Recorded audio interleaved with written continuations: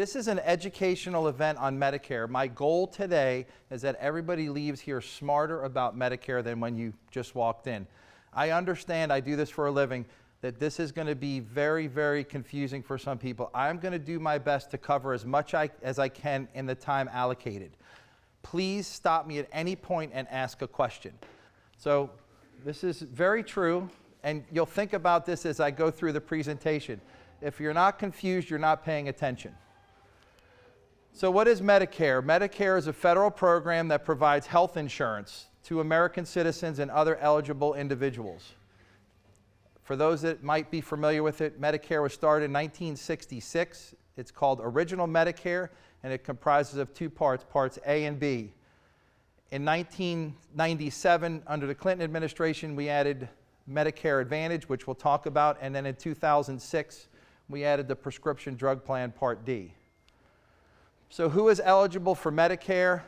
We don't have to spend a whole lot of time here, but just so people understand who it is, it's U.S. citizens and legal residents. You have to be in the country for 5 years, specifically the 5 years before you enroll. There are other criteria for people under 65 or anyone at any age if they have ALS, end-stage renal disease, or a disability of some type. So Medicare is definitely complicated, but really at the core it's simple. It's a fork in the road. There's really two decisions that you make when you decide what you're going to do for your Medicare benefits. And the reason I show this here is because I'll walk you through the process of how you understand the two parts, and then really in your own way you can figure out what might be right for you. On the left-hand side is what's called Original Medicare. Medicare A and B would be your primary health insurance.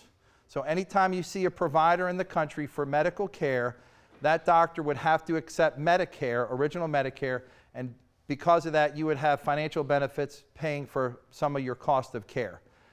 Also along for that, you would buy a Medigap or Medicare supplement. You have the option. It's optional. You do not have to enroll in it, but that would offset some of your coinsurance deductibles and other things that are affiliated with Part B and Part A. And finally, like I said, in 2006, under the prescription plan, you can add a prescription drug plan. That completes all your options for Medicare under what's called Original Medicare, and we'll go deeper into this in a second. On the right-hand side is what's called Medicare Advantage. Medicare Advantage is run by private insurance companies, and I say this, it's most like what you have today if you're under 65 or over 65 and working. There, you have one card and one plan and one network of doctors and co-pays and adjusted things that relate only to your plan. So you kind of swim in one pool. You're just kind of making all your medical choices in one pool. The reason it says or, it's very important. I say this, you have to pick one or the other. You cannot have both. So I cannot have a Medigap plan and enroll in Medicare Advantage. I cannot do that. Okay? So how is Original Medicare? How does it break down? What are the parts of it? So Part A is hospitalization. For most of us, we're familiar with Part A because we've paid taxes. 1.45% of your payroll, of your earnings goes into it, and 1.45 of your employer's earning go into it. That gets you Part A. Part A is commonly known as hospitalization. It's going to cover, if you go in the hospital, skilled nursing care, home health care, and ultimately for some people that may be familiar with hospice. So I call it like a continuum of care. If you think about it, someone could go from the hospital to a rehabilitation facility, to their home, and then ultimately hospice, which is a service, not necessarily a destination, but that's a care path that we can take. So that's kind of the logic behind Part A.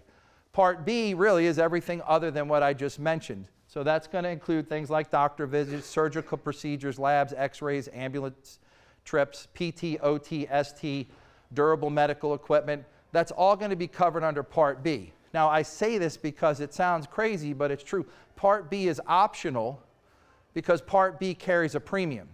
So if you decide that you want to enroll in Part B, or you need to enroll in Part B, or whatever your psychology is that you are going to enroll in Part B, there is a premium associated with it. So that's why we say it's optional.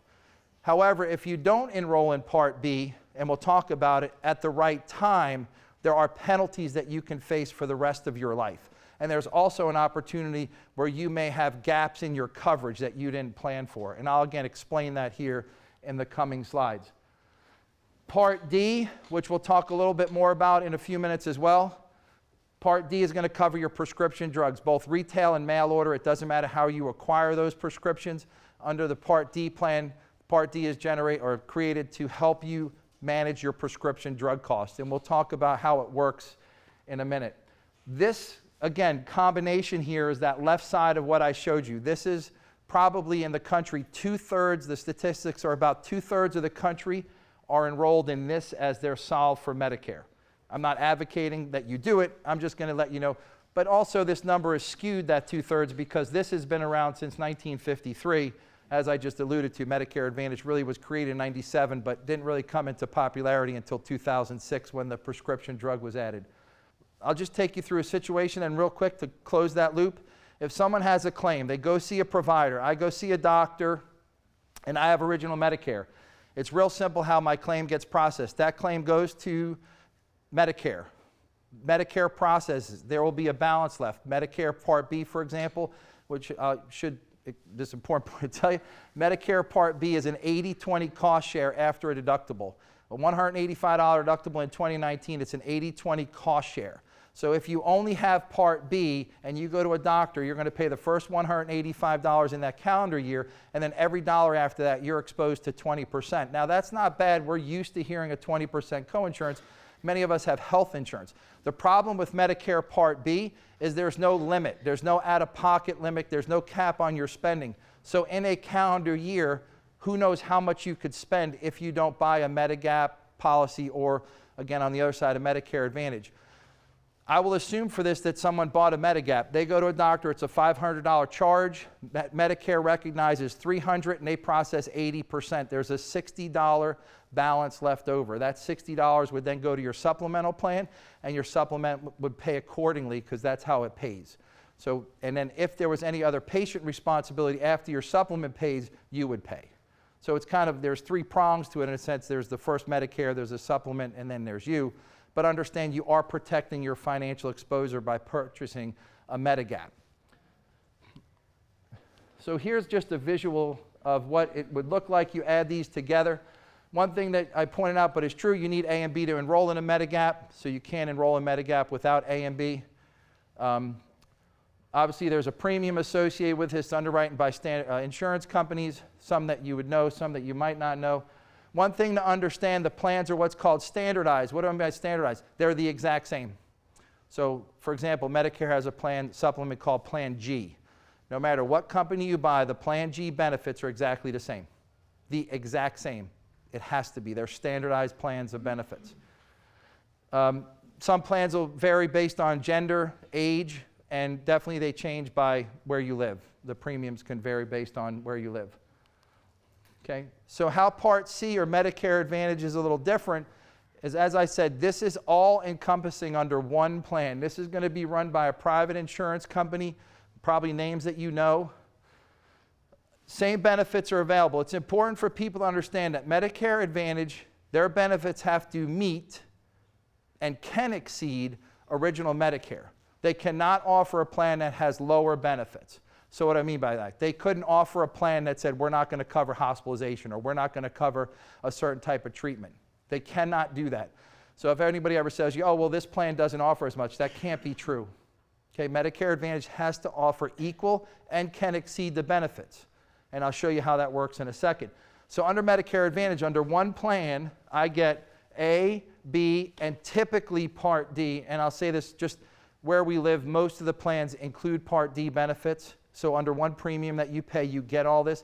There are plans that do not include prescription, and that's kind of a subset of the population that would be interested in that. Probably for this room, if there's one or two people in that situation, it's rare. It's not that there's anything wrong, it's just a different type of thing. For most of you, understand if you're considering Medicare Advantage, you just want to make sure that the prescription drug plan is typically going to be included in it, if that's the right situation for you. The difference between Medicare Advantage is that if I want to seek out medical care, I have to go typically to a doctor in a network, typically. Most of the plans are HMO and core design. Some will have a point of service opt-out where I can see non-network providers. I might more than likely pay a higher cost share in order to do that, but I will have access to care outside of my plan, and sometimes they will restrict you on what type of doctors that you can see. But it is a situation for many people where it works because you can leverage Medicare Advantage to oftentimes include benefits like dental, vision, hearing. Some offer gym memberships, transportation, which is a big deal as we age. Getting transportation to and from medical providers for many of us is a big deal.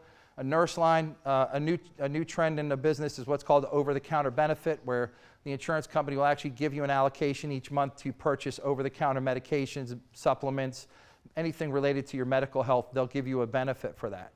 So for many people, Medicare Advantage might be the right solution because they're used to working in a network of doctors.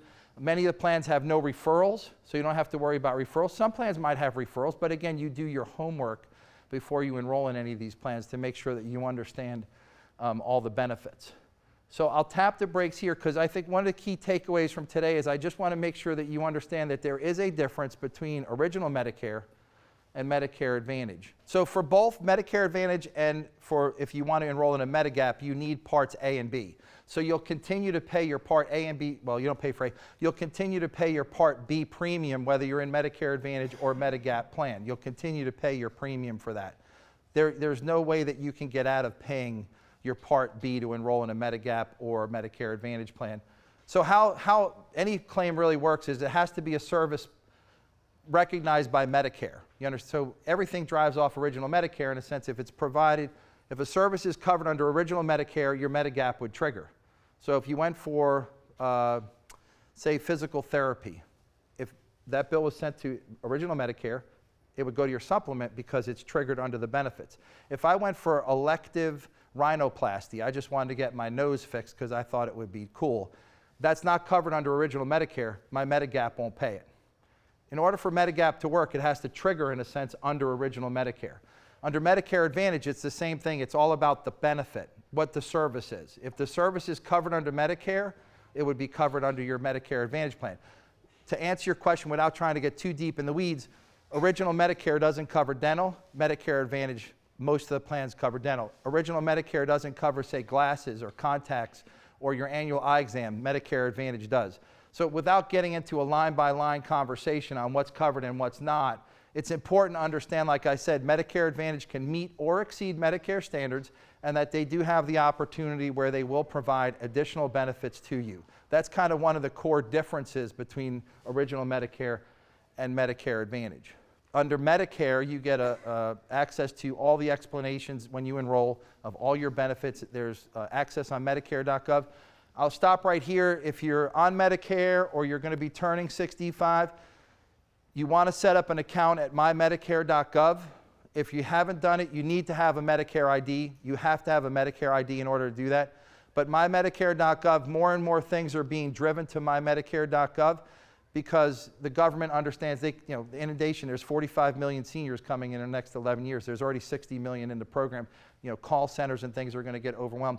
So they're trying to drive more and more services to mymedicare.gov. One of the key services that you can actually see all your claims. If you're on original Medicare, you can actually see all your claims in real time if you register. If you don't register for mymedicare.gov, every 90 days you're sent a statement. So if you're interested in getting your information in real time, mymedicare.gov is a great resource. Another thing is that you can actually print your medical history off of mymedicare.gov. So there's a lot of great tools to that. One other thing I'll tap the brakes on, if you have an iPhone or any kind of phone that's web-enabled, download an app. It's called What's Covered. Medicare, it's a Medicare.gov app. It's called What's Covered. It's free, and basically you can go into the app. There's just a white bar. You put into service. It'll tell you if it's covered under Part A or Part B, and then it tell you if it's covered, how it's covered, and things like that. So that's another important little friendly tool to carry around.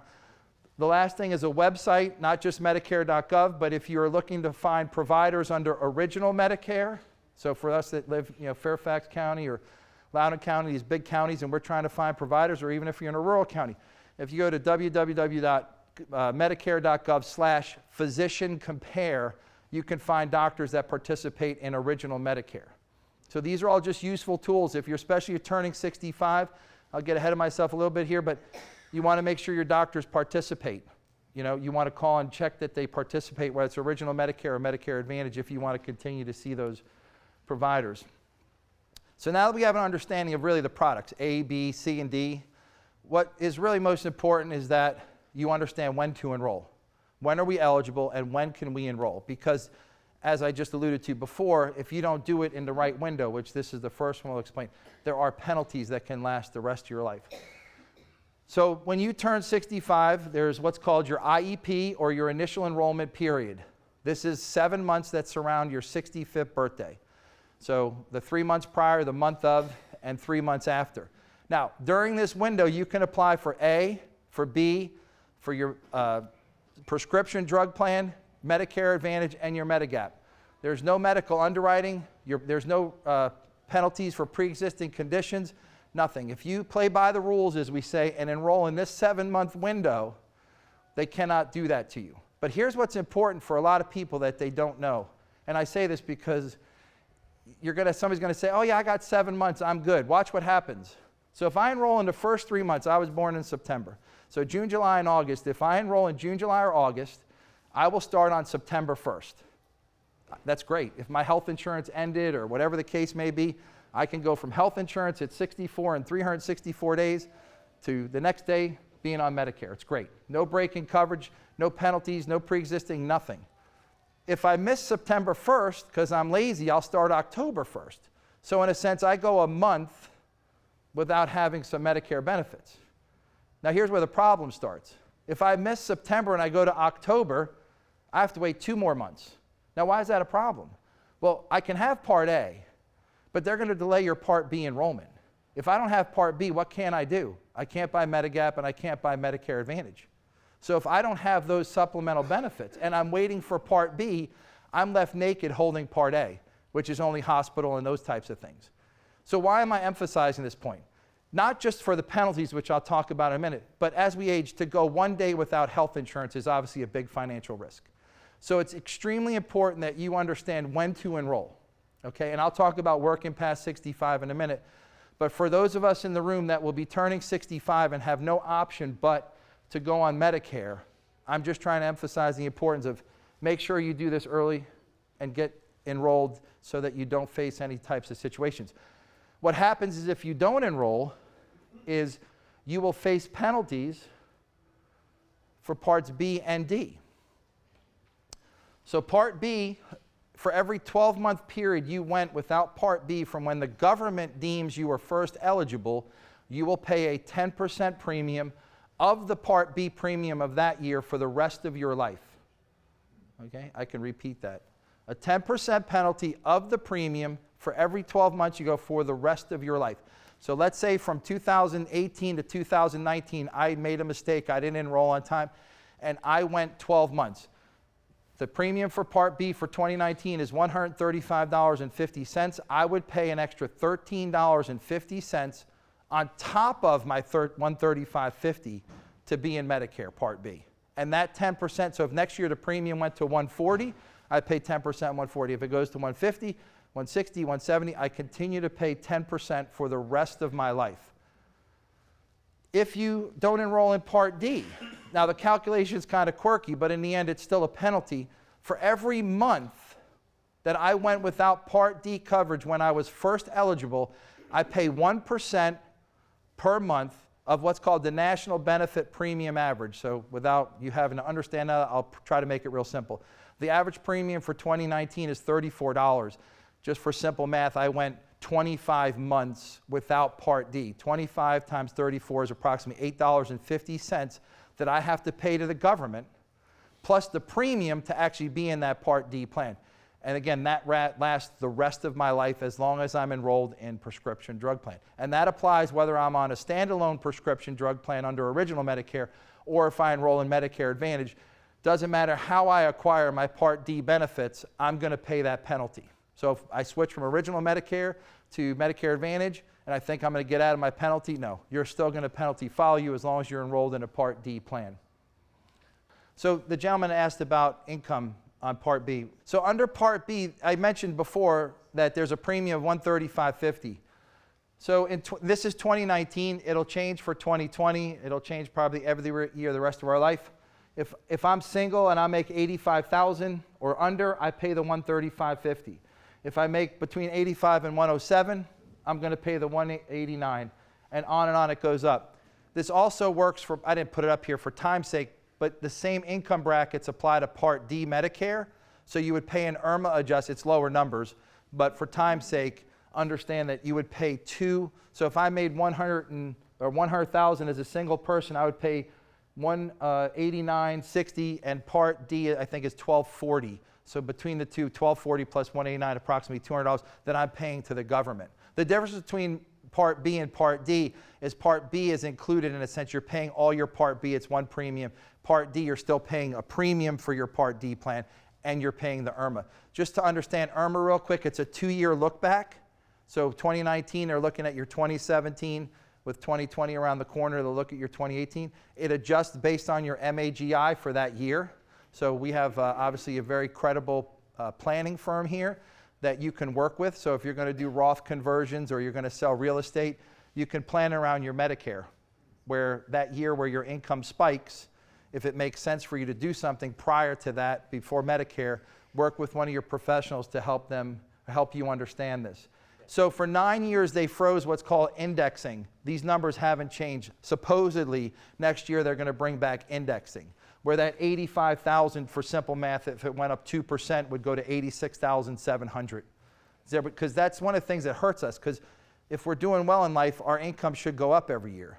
But we're getting hurt because this isn't, what if I'm on the cusp of any of those numbers? We're not getting any relief as we grow, it grows with us. But supposedly, it's supposed to come back in 2020. For those that you want it real quick, the IRMAA adjustment for Part D, there's about 5% of the population. That funds 35% of the program. For Part B, the same 5% approximately that pay it funds 25% of Part B. Not to get political or anything, but obviously that's helping to fund the program because we know that these programs are, in a sense, challenged financially. So working past 65, and I know I'm moving fast, but I want to make sure I cover some of the high things that really you're probably here for. So if you work past 65, this is the absolute very first question. So your thing about situations. If your employer has 20 or less people, you have no choice. Medicare is your primary. No choice. It says it right there. If you go on Medicare.gov and look at employer, it will tell you the exact same thing. Under 20, Medicare becomes your primary. Why is that a big deal?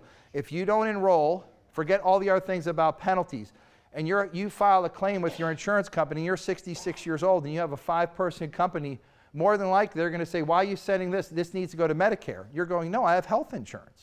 They're going to say, no, it goes to Medicare. You're going to say, I have health insurance. And you're going to lose that battle, and you're responsible for 80% of that claim.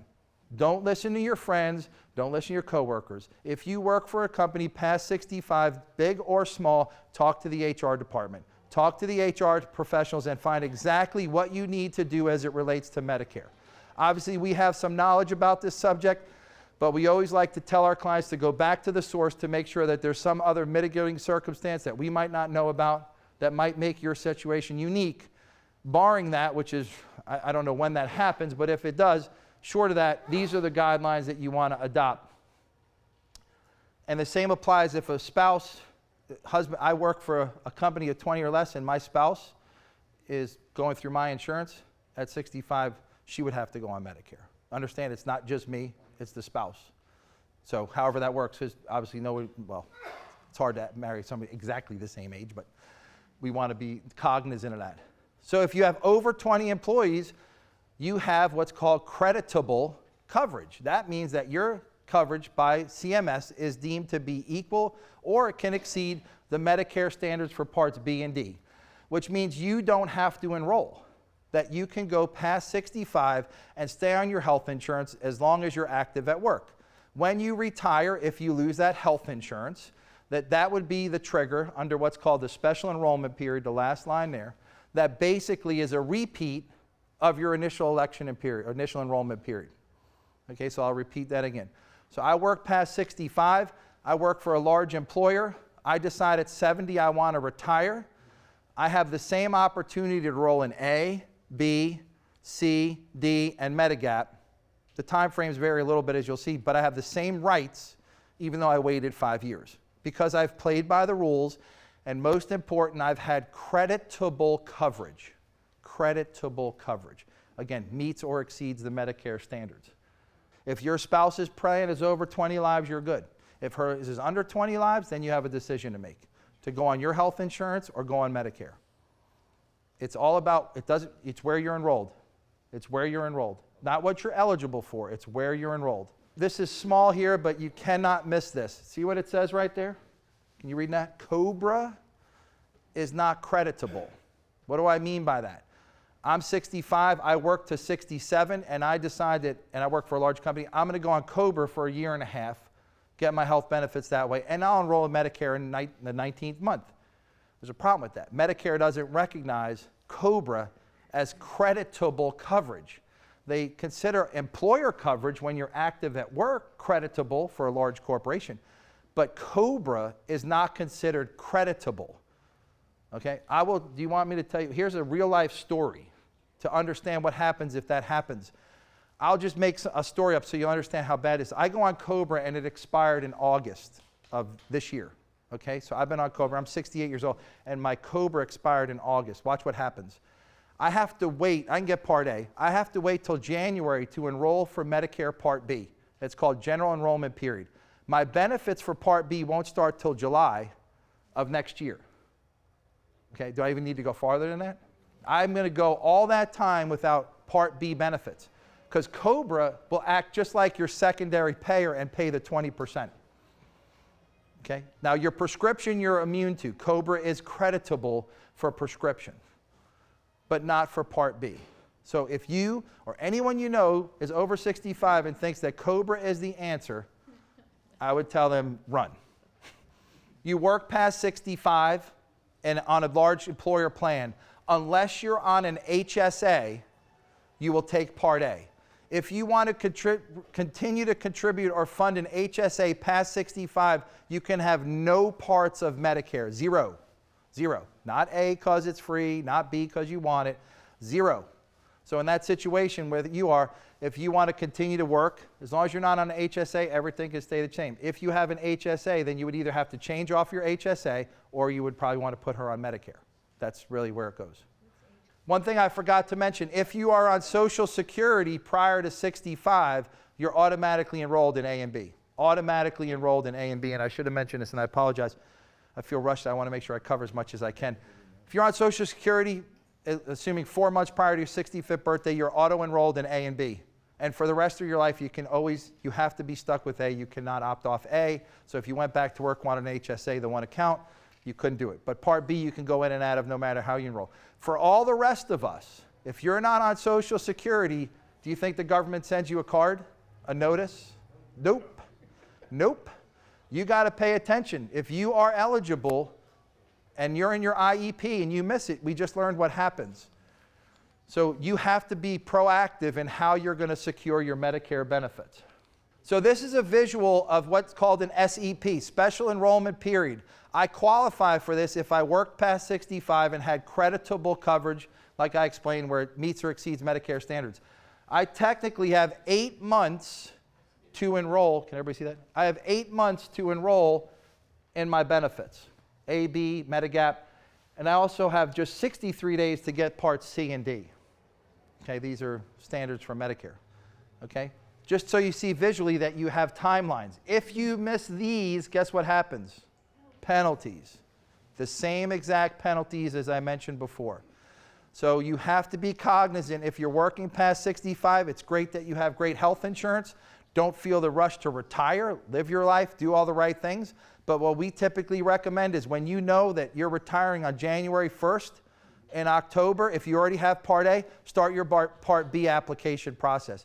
Get your Part B so that on December 31st, if your health insurance ends, on January 1st, you have your A, you have your B, and then depending on what you did, if it's Medigap or Medicare Advantage or prescription, that you can have all that set up on the first day and you don't go 1 minute of your life without quality health insurance. Annual election period, just so you understand this. If you are on Medicare, you get an open enrollment, just like many of your large corporations have, the federal government, because they don't want you to be stuck on a plan for the rest of your life. That would kind of be unfair. So during the annual election period, which is technically right now, October 15th to December 7th, if I'm on Medicare, I'm able to make changes. So I'm that person that enrolled in whatever. 2 years ago, I enrolled and I did original Medicare with a Medigap and a prescription plan. And it's been a couple years. and I'm curious what my options are, or my prescription plan has got expensive, during this window of 53 days, I can make any changes. I can go from original Medicare to Medicare Advantage. I can go to Medicare Advantage back to original Medicare. I can change my prescription plan from one plan to the other. If you had faced a penalty where you didn't enroll on time, okay, so if you missed your IEP, you can add prescription coverage and Medicare Advantage also during this same window, okay? It's important that you understand this because for most of us, this is our time of year that we're going to make these changes. There's what's called an open enrollment period for only those on Medicare Advantage. It starts January 1st, goes through March 31st, where if you're on Medicare Advantage and only Medicare Advantage on January 1st, you can do some of this as well. But that's for only people on Medicare Advantage. So Medicare Advantage and prescription won't have any underwriting. The Medigap, because it's underwritten by a private insurance company, it's not part of Medicare. Depending on when you enroll or when you apply for it, there could be medical underwriting. That's the best, because there's scenarios where yes, you can be. It's underwritten by a private insurance company. So important things to know. So I like to, my goal here, I gave you some websites and tools. My goal is to empower you and educate you. Remember the first thing I said is my goal is that you walk out of here smarter. So these are just some things that I want to emphasize to kind of close, and I'll take more questions, but make sure you know IEP. If there's nothing else, figure out when you're going to be eligible and make sure that you do what you're supposed to do in that window. Again, Medicare will automatically enroll you if you're on Railroad or Social Security. If you're not, which is the rest of us, we have to do it ourselves. Understand the differences, and I did some of this earlier, between original Medicare and Medicare Advantage. It's so important. Your health is the number one thing we have. Making sure that we have access to the care, the providers, under our plan is the most important thing that we can do. Do your homework every year. Make sure your doctors are on your plan. Doctors retire. Doctors retire and move out of the area. Doctors sell practices. You want to pay attention to that. If you're working past 65, like I said, make sure your coverage is creditable. Make sure that it's credible. For most of us in this room, if you work past 65, you get a letter in October, by October 15th of every year, that tells you for 2020 your coverage is creditable. If that letter says anything but that, you have an opportunity to enroll in a Part D plan, okay? It's rare. I don't know of any time that that's happened, but that does give you the right. The last thing on here, don't be afraid to ask questions. Ask questions to your provider. Ask questions of your insurance agent if you use one. Ask questions of your Medicare people on the phone if you call them. Don't be afraid to ask questions. I mean, here's a real life situation. Cataracts, right? Cataracts, right? We all seem to have it when we get older. Medicare, it's called the intraocular lens, the IOL, covers only one lens. Only one lens. If you go above that lens, who do you think pays for it? You do. So if you assume, doc says, hey, we're going to do your cataracts. Oh, cool, all my friends had it. It's great, no problem. You walk out the door and you get a bill. Well, it's because you didn't ask the question of what lens am I getting, okay? Wheelchairs. There's one wheelchair that's approved. One wheelchair. If that wheelchair doesn't work for you, you don't get a credit towards another wheelchair. You have to pay full price for whatever wheelchair you want. These are the things, lab work. I always tell people lab work's like a sleeping giant. You know, we go to a doctor, oh, we're going to do a bank of lab tests. It comes back normally on health insurance. We don't really pay attention. It might be a copay. Well, on Medicare, remember, it was created in 1966. While it's made changes to adapt to the times, there are chances I get calls from clients. Why wasn't this covered? I said, well, it's probably not a Medicare-covered procedure. So you want to make sure that you're asking those questions. Now, if it's medically necessary, I'm not telling you don't do things. I mean, our health is most important. Get the care that you need. But ask questions while you're doing it. These kind of repeat what I said. One thing I always emphasize, Medicare is unlike health insurance. So if I'm married, we don't have to have the same plan. It's very important. If I like to consume my health care one way and my wife does it another, that's how we should enroll. If I use a certain type of drugs and my wife uses a different types of drugs, there's a high probability that we might be on two different plans if we're interested in keeping our costs at the lowest level. You understand? Like, there are situations where you don't have to follow your spouse. I'll show you here real quick the donut hole. So this is the feared or revered donut hole, but this is really how the whole Part D program works. The donut hole is one part. I'll walk through quickly. So what happens when you design all Part D benefits, whether it's through Medicare Advantage or a standalone, are designed this way. Absolutely the same. So what happens is your plan could have a deductible. We all know what a deductible is.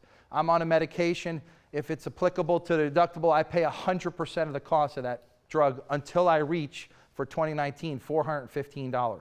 So I'm on a drug that costs $500, just to make it real simple. In January, I get my prescription filled. I'm going to pay the first $415 out of pocket, but the $416 I enter to what's called the initial coverage level. In the initial coverage level, I'm going to share costs with the government. Okay, I mean with the insurance plan, I'm sorry, with the insurance company. They're going to help me offset that cost. So if that drug that was $500 potentially might cost me only $50 when I start getting help because it's a copay. When I get through that segment, then I enter into the revered or feared coverage gap, or what we call the donut hole.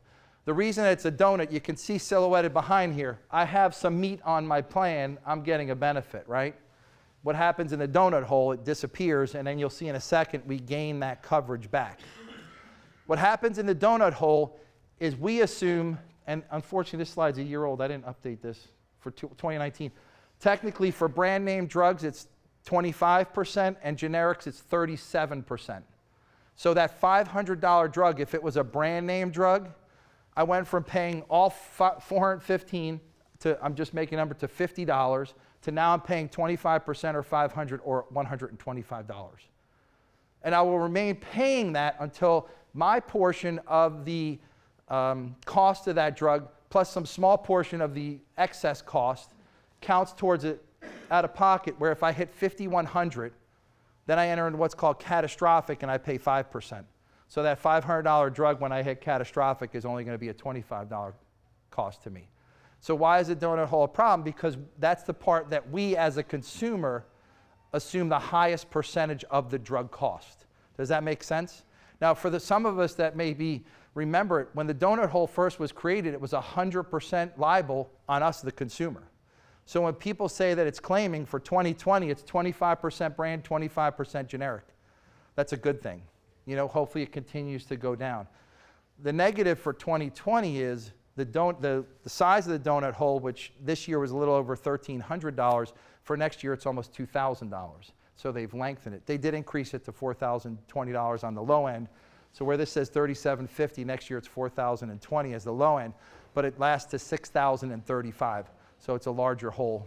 So we covered what parts of Medicare, to summarize, A, B, C, D, Medigap. We covered your enrollment periods. We covered the difference between original Medicare and Medicare Advantage. We talked about SEPs when you work past 65 to make sure that you have credible coverage from your employer.